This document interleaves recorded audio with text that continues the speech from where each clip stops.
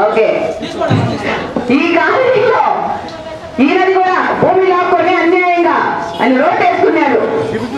నీ కాలనీకి రోడ్డు కూడా లేకుండా పోతాడే. ఎవరెవరు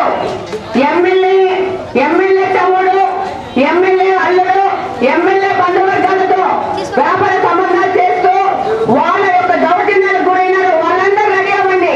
మీ దౌర్జన్యాలను ఇచ్చే చిట్టా తీసుకొని రెడీ పెట్టుకోండి. ఫైల్స్ ఒక్కసారి ఎలక్షన్ అయిపోయిన వెంటనే వీళ్ళని రోడ్డు మీదకి లాగడం డెఫినెట్ గా జరుగుతుంది. వీళ్ళని వదిలే ప్రసక్తే లేదు. సామాన్య ప్రజల జోలికి వెళ్ళిన ఎవరికి వాళ్ళు సరైన ఫ్యూచర్ ఉంటుందని నేను అనుకోను. ఈ రోజు ఎక్కడికి పోయినా, ఏ సందుకు పోయినా మురికి కాలువలే. ఈ రోజు పొద్దునే పోయిన మాసాపేట హర్జన కాలనీలో లోతుగా మురికి నీళ్లు, ప్రతి ఒక్క ఇంటి పక్కన మురికి నీళ్లే. ఆయనేమో అభివృద్ధి కార్యక్రమం చేస్తున్నా చష్మా పెట్టుకొని చూడమని, చష్మా కాదు బైనాకులర్స్ పెట్టుకొని భూతద్దం పెట్టుకొని చూస్తాము, నీకే వేస్తాము, నీ కళ్ళకే వేస్తాము, వచ్చి చూసుకోని చెప్తున్నాను.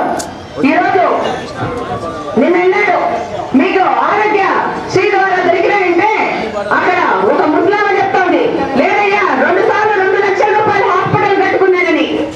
ఈ అంజద్ భాషకి సిగ్గుండాలా?